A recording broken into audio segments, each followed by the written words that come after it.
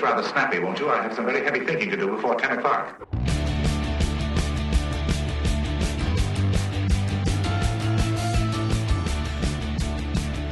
Hey, welcome to another episode of Get It Right Texoma, everybody. Glad to have you here with us, with the trio, Mike, Terry, and Trey. Awesome to have you back once again with us on YouTube. If you're watching, obviously you know we're there, but we're also on Spotify and Apple Podcasts. We have audio-only versions that you can take with you anywhere. See, the YouTube version would be a little tough to watch in the car while you're driving. It just gets kind of ugly when you do that. It'd be best not to. We cannot recommend doing that. No, I wouldn't recommend it. Although I've heard some stories recently of a couple of wrecks that involved that, but they weren't watching us, and it was we're not responsible. Embarrassing. Anyway, welcome to the show, and we're here to inform and entertain you. We try to anyway, and we focus on news and events around Texoma.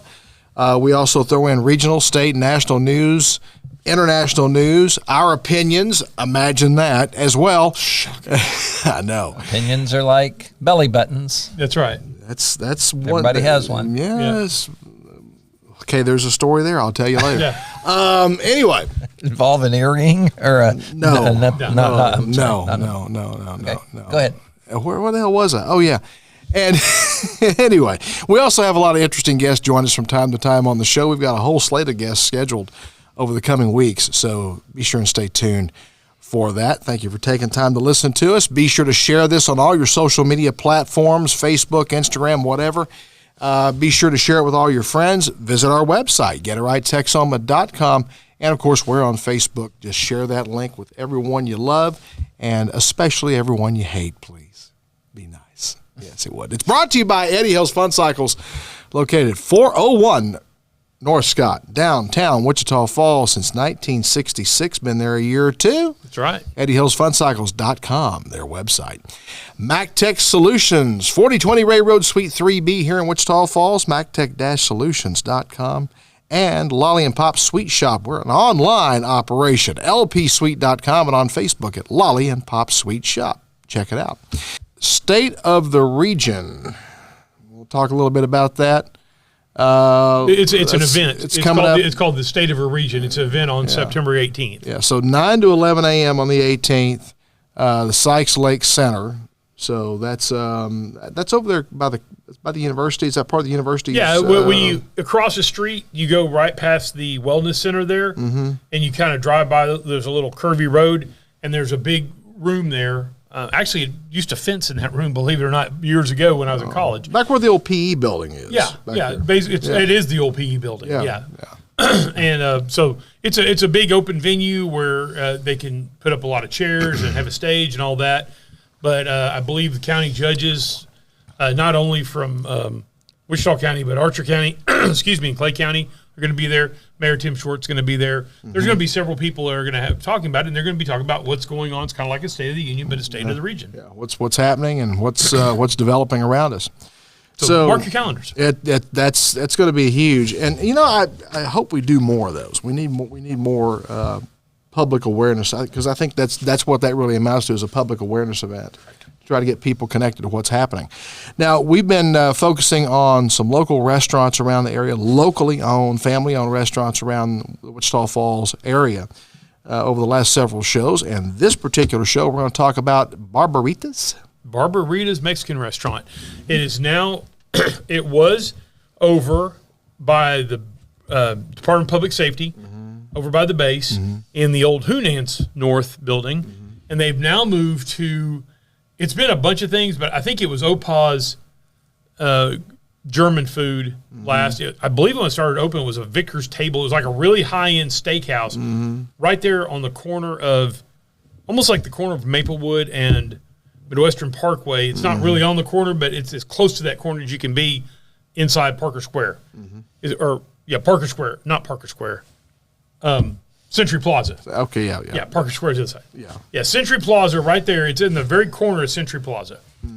And they've got really good Mexican food and a huge salsa bar, lots of different types of salsas and stuff.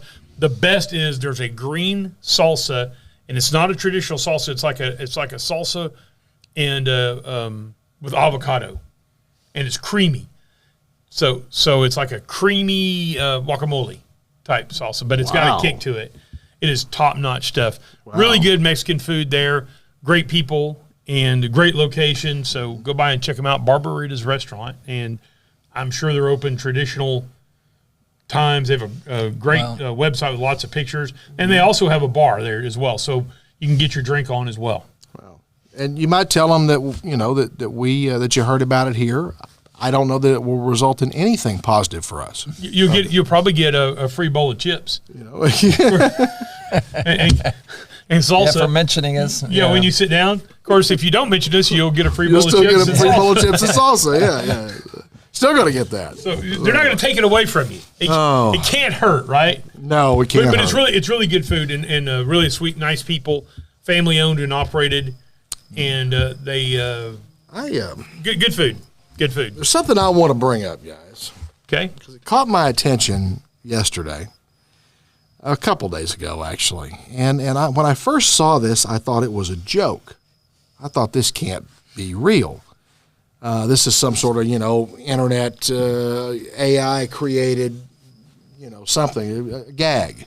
He pointed at you when he said AI created. Yeah, I guess. So I guess you're just I'm a gag. Yeah. But go ahead. No, he's real. Yeah. He's real. You can poke him and everything. Yeah. No. I'm ticklish, so I ain't gonna tickle. so be careful. He's just like Elmo.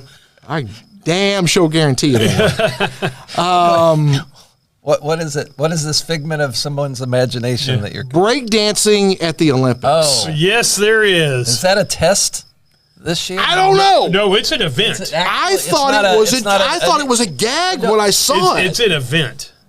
And because I didn't, okay, full disclosure, I didn't watch any of the Olympics. I usually don't. I did.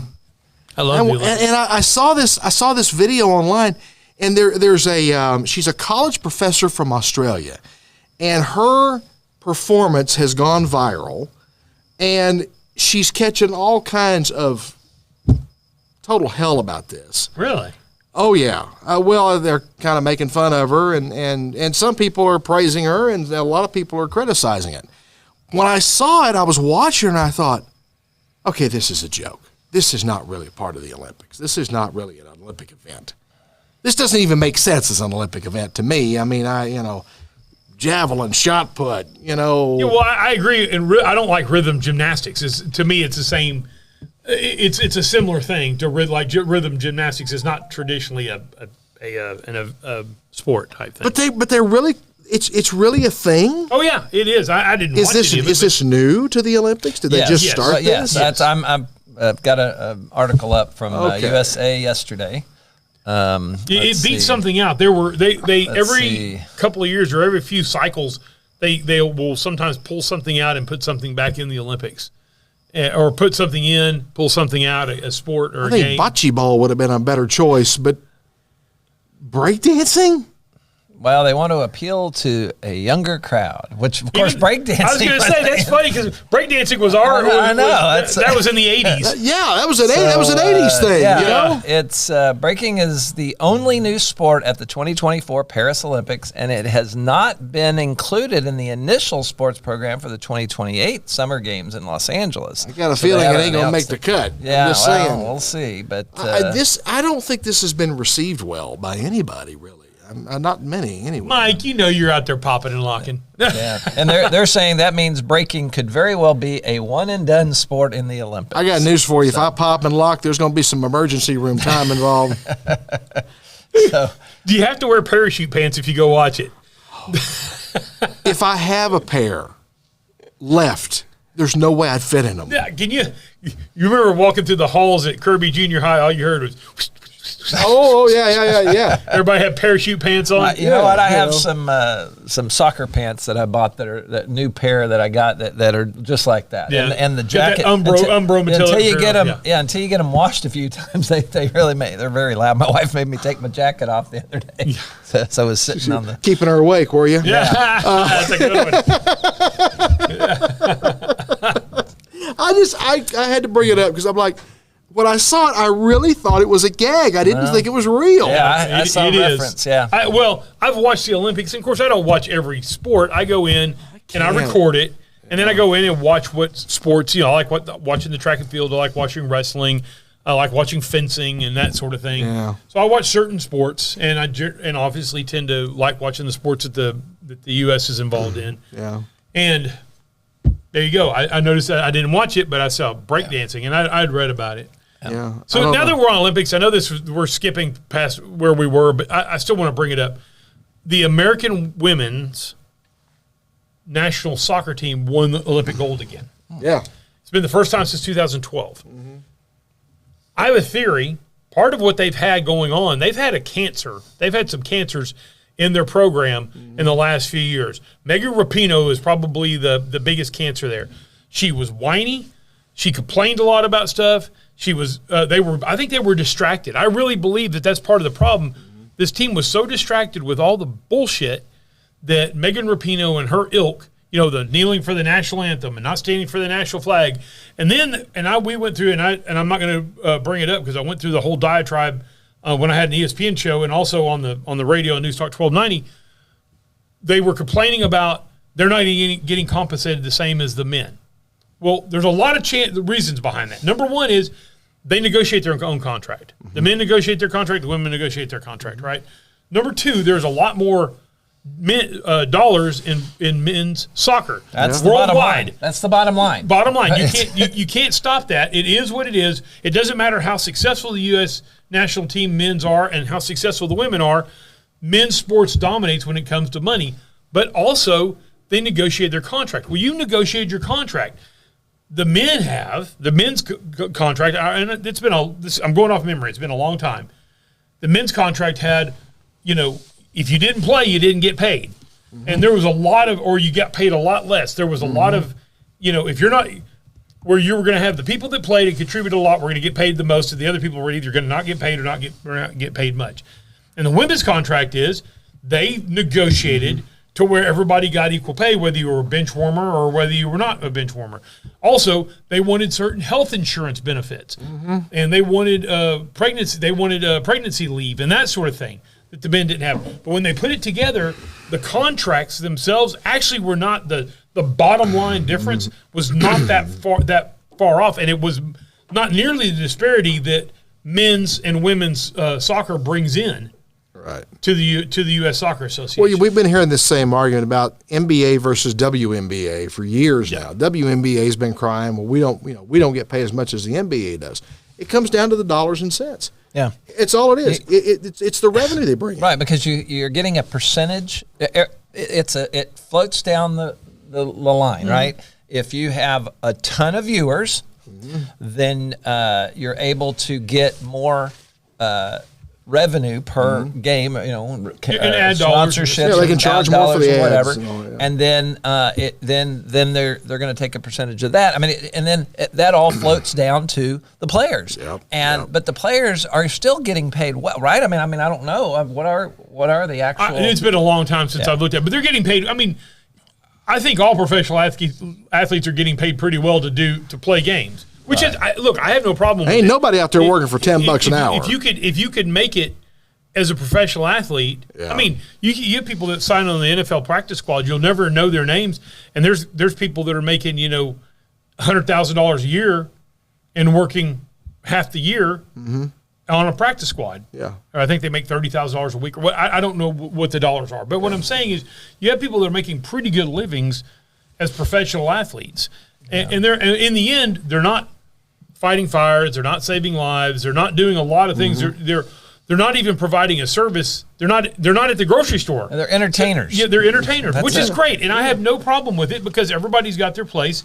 And if you can make money and it's legal and ethical, go for it. And the fact of the matter is, the percentage of people that play sports that are ever able to even reach the professional level. Yeah, it's unbelievable. It's a very, very small number. Yeah, absolutely. Very, very small number.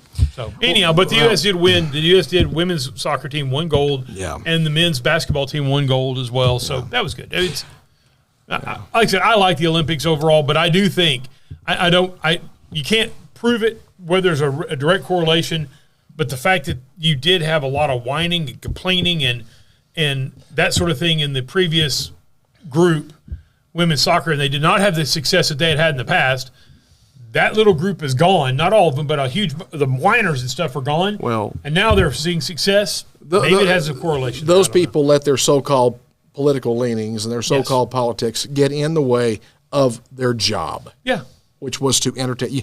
To play soccer. Yeah, you play soccer. To be better than everybody else, to beat people. You know, if you're an entertainer, whether it's in sports or film or television or music or whatever, you got one job: entertain. That's it.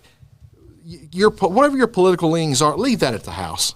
Don't bring that out on the field or in front of the camera. Or don't bring it on the field. I mean, you have a right to your political leanings on your time. Yeah. If you want to go on talk shows and that sort of thing, and in your own time and talk about it, you have a right to that. You're an American, and you have a First Amendment right. But when you're on the field and you're getting paid by a company or getting paid by the U.S. National Soccer Association or getting paid by, or even if you're getting some taxpayer money or whatever it is, that's when your First Amendment stops at that time.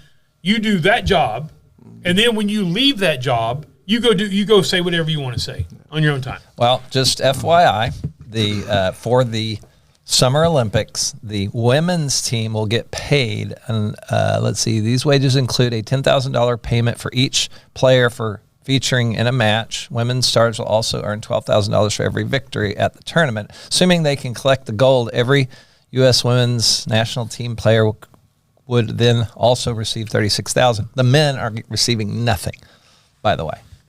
So, but also they have health benefits. There's a lot of other stuff that's built in. They have time off, paid time off, and that sort of thing. Right. So there you go. So you brought up the Olympics, so I thought we'd just go with it. Yeah, there you go. So. I'm so broke.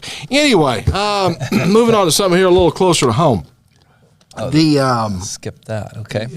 Well, Harris, go ahead. I want to talk about the hotel real quick here because we got it here on notes. The Wichita Falls Hotel.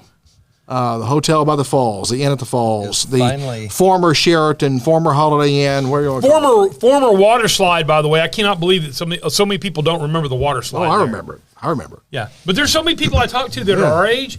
Like, I don't remember the water slide. Are you kidding me? Yeah, it was right there. It was right there. Yeah, yeah. Well, it wasn't a water slide, but it was a slide where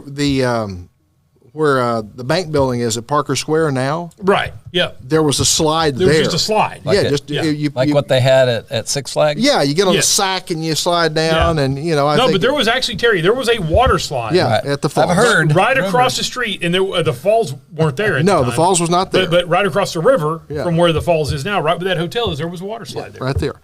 So anyway, this old hotel, this thing's been dilapidated for years. It's been shut down for 12 years. It has fallen into serious disrepair. The city has been back and forth with the owner trying to work out a deal. He dug in his heels, wouldn't sell, wouldn't give up, had amassed thousands of dollars in fines for code violations. They finally have reached a settlement, I guess, with the owner. He's going to be paid something over $750,000. I want $765 is the number that comes to mind. It's something above, I think, $750,000 for the property.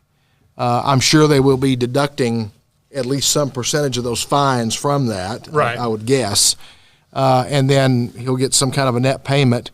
The owner is going to retain ownership of a small parcel of land. 35% of it. Adjacent to it. The rest of it will go to the city of Wichita Falls. The hotel will be demolished, we think, sometime in November. It's going to be coming down. And then going into next year, I'm sure they'll be constructing a new city park there. So I don't know if this is going to be an extension of Lucy Park, which is literally across the river right next door, or if this is going to be a brand new park.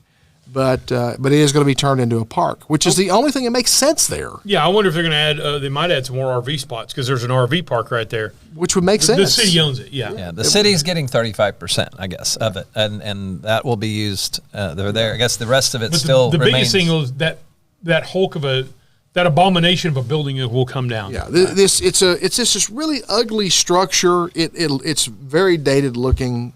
And it's just this big, ugly structure that clearly is unoccupied, unused, and falling apart. And it was a really nice hotel at one time. At one time, yeah. It was a grand hotel when it was first built. But 40 years ago, it's turned into a shithole. But now you drive into town, and you've just got this big turd of a building sitting in front of you as you enter Wichita Falls from the north. And it's kind of embarrassing that this is what you see. It gives a sense that the town is not succeeding in any way. When you see something like that, you think, "Oh, this place is a failure." It's a big. You look at it, you go, "That's a big hotel." Yeah, but it's dilapidated. You yeah, know? well, it's clearly empty. The doors downstairs are boarded up. There's windows that have been knocked out or shot out or whatever. The place looks now, and it has for several years now. It looks like an old abandoned building. Yeah. And there's nothing you couldn't put enough lipstick on this pig to ever make it right. There's no way. And it's not like the hotel in Mineral Wells that now they're redoing. It was an old abandoned building, but it had some beautiful architecture structures built in the teens and 20s and that sort of stuff. This was just a big square box, rectangle box. Right. It looked like a traditional luxury hotel from the 80s. Right. It just does, and you contrast this with the new Marriott property at the MPEC. Right. Oh my gosh, what a difference! Oh sure. What a difference! I mean, and it's a shame that people have had to. This is the first thing they see entering our city from the north or exiting from the south going north. But it's coming down probably in November is what we're hearing, and by my expectation is by Christmas time this year. Just going to be an empty lot sitting there. Well, and speaking of, since we're on the city, I mean, we're not even going to, I guess, follow the prompter here. I sent a message to the city councilors and the mayor. I have an idea about beautifying the city. Mm-hmm. And I sent the message to all of them. Mm-hmm. And to be fair, most of them have gotten back with me. Good. When you drive down, and I kind of mentioned this at one time on the show, but I didn't really fully think about it, so I thought it out a little bit more and drove it. Mm-hmm. When you are coming in on the overhead northbound, there's a lot of big sign frames. There's no sign on them anymore, and there's one that is an old Mexican restaurant. That sign is so dilapidated and looks horrible. But here you have these huge empty frames, and then you have this one that the sign needs to go down, right? So the one thing that I don't think that we do a good job at in Wichita Falls, and we've talked about this a bunch on this, is advertising some of the stuff you don't see that's here that you don't drive by. Right. You're not going to drive through Wichita Falls and see Midwestern State University, this beautiful campus we have. Yep. You're not going to drive through on the interstate in Wichita Falls and see Shepherd Air Force Base, this great facility we have for the Air Force. Mm-hmm. So why not take those huge sign frames that are there just blanks and take that one crappy sign down and put one huge sign, a neat sign that says, home of Shepherd Air Force Base. Whatever. You could even take the exit to go that direction. The next sign, home of Midwestern State University. Mm-hmm. Tell what exit to go to see Midwestern State University. And then maybe what about a Wichita Falls, make this your home sign? Mm-hmm.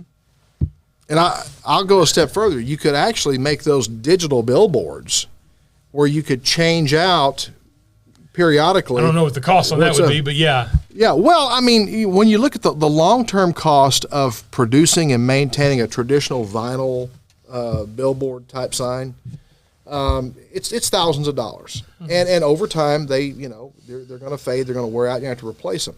So I think the long-term, the cost is probably getting pretty close to equal. Well, what if you made it a digital sign? Uh-huh. Came up with a classy way for sponsors. Don't have it where it's the main ad, but by the way, this slide, this home of is sponsored by, mm-hmm. and then you could change it. I just would not want it to be Lamar advertising type stuff, right, where you're the guy running for city council buys an ad and stuff like that. I'm talking about permanent signs, whether they're digital, not digital, but signs that are permanently. One is dedicated to Shepherd Air Force Base. Yeah. One is dedicated to Midwestern State University. Yeah. And, by the way, you could make it, if you made it a both-sided sign, mm-hmm. as you get on the overhead on the southbound, you could see that side over there as well. Mm-hmm. Southbound doesn't have a whole lot of empty signage, mm-hmm. but that side does over there. Anyhow, it's one of those things that's going to be expensive.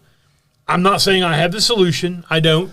But I threw it out there because I don't know if 4B money could be used for something like this or not. I bet it could. But I threw it out there. So if you are interested in this and jumping on this and at least learning more information and some input, contact me at Eddie Hills Fun Cycles. I don't really know that I've got time to put a group together, but I do think that this is a great idea, at least in theory. And look, I'm not one of these people. I know I used to hate it when I was in public service and people go, you need to do this and you need to do this and you need to do this. And you go, okay, you want to do it? I go, hell no, I don't want to do it. I don't want to do that because all I'm doing is throwing out there an idea. I've got a concept. Right. I've got an idea. I don't have time to dedicate to making it fruition, and maybe it will or maybe it won't. But if you're interested in this and you're interested in pursuing it, please contact me at Eddie Hills Fun Cycles and we can at least discuss it. Yep. And if we need to form a little small group, I might be willing to work on that, but my time is very, very thin, and the last thing I want to do is tell everybody what they need to do, but not be willing to get involved. And I'm not telling anybody what they need to do. It's just a thought, just an idea. Well, he's not just a co-owner of Eddie Hills Fun Cycles. He's got about 9 jobs there too. So yeah, a lot going on. That's a lot going on. Now, in as much as I know about 4B money, there's a lot of flexibility in what you can do with those funds. They have options. 4A money had to be dedicated to new job creation, bringing new business into the city, generating new dollars, new revenue. Whereas 4B money could be used for multiple different projects. I've talked to city officials about using it to fix some of the sidewalks downtown that have been in such horrible shape. Some of those sidewalks have been busted up and dangerous for decades now. Absolutely. And need to be, and you know, you can't put all that on the business owner. It's just too much. You know, you can spend $1 million on a sidewalk if you ain't careful, you know. So it's I think they've got the flexibility there that they probably could use some dollars for that. That could be early. It could be at least the seed money could possibly come from that as well. So anyway, before we bust completely out of here, do we want to talk about Harris's running mate at all? Do you want to do that, or do you want to do it Thursday and spend more time dedicated? You know to what? it? Let's spend more. Let's save that for the next show because there's a lot there to unpack. There's a lot to unpack, and there's a lot of weird things have come out in the last few days, and probably more between now and the time we record again on Thursday. It's just well, I was going to say is that just last night, the whole deal with Elon Musk interviewing or working with Donald Trump on this interview, and it got turned into this. I texted you guys that thing. So the EU, upon hearing that this was going to happen, issues I don't know what that would be exactly, but it was certainly threatening. Oh, it's a manifesto. Very threatening. If you do not follow the rules, even though this is happening in the United States of America. It has not a damn thing to do with them. Yeah, as far as I'm concerned, the EU is welcome to absolutely fuck off. Well, and the thing is, they sent him a letter, sent Elon Musk a letter that is from, I forget who it was, but anyway, somebody on the EU Commission has tried to tell him that if Donald Trump says anything that could be hurtful or discriminatory or whatever, and that gets leaked. If you think about it, if it's leaked or it makes it into any EU country, then X, formerly known as Twitter, and maybe come back as Twitter, is going to potentially get fined or some sort of ramification on it. And I'm like, and that's crazy. And he as in Elon Musk, responded with a meme that basically Look it up. Yeah, just look at it. It's saying, anyway, do something with your own face. Yeah, it's from Tropic Thunder. Yeah. Well, so last week there was a British, some sort of law enforcement official. I don't remember his name, and it was there's been protests going on, I guess, in Britain over some stabbings that happened, and apparently the protests have gotten pretty violent.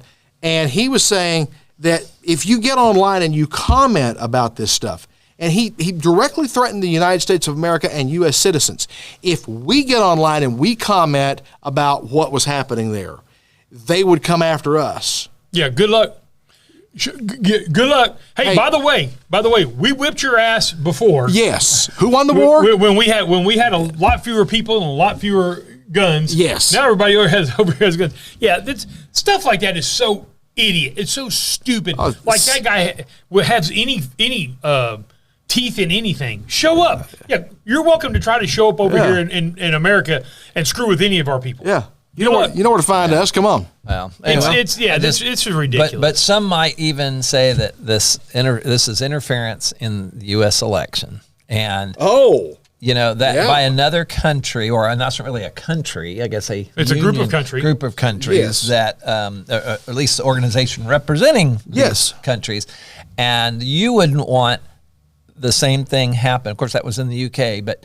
That's this is crazy. I just think that is and what happened to free speech? That's the thing that's been lost in free speech. Sometimes people say things that are offensive and stupid, and that's okay. You should have the freedom now to say that. But now obviously we all talk about the whole calling. Saying fire in a theater when there's not, and all that kind of but stuff. somewhere along the way, sticks and stones became irrelevant. Exactly. Short of inciting, actually encouraging and trying to use the pulpit or use that freedom to do that's inciting, causing others. You're encouraging someone to violate somebody else's actual rights, not a made up right. So, anyway. All right, guys, we'll wrap it up here. Thank you for joining us for this episode of Get It Right Texoma. We appreciate it. Again, follow us on Facebook and also check out our website, GetItRightTexoma.com. Brought to you by Eddie Hills Fun Cycles, 401 North Scott, downtown Wichita Falls, Texas. EddieHillsFunCycles.com. MacTech Solutions, 4020 Ray Road, Suite 3B here in Wichita Falls also. MacTech-Solutions.com, the website, and online, Lolly and Pop's Sweet Shop on Facebook, and lpsweet.com is the website. Be sure and check that out as well.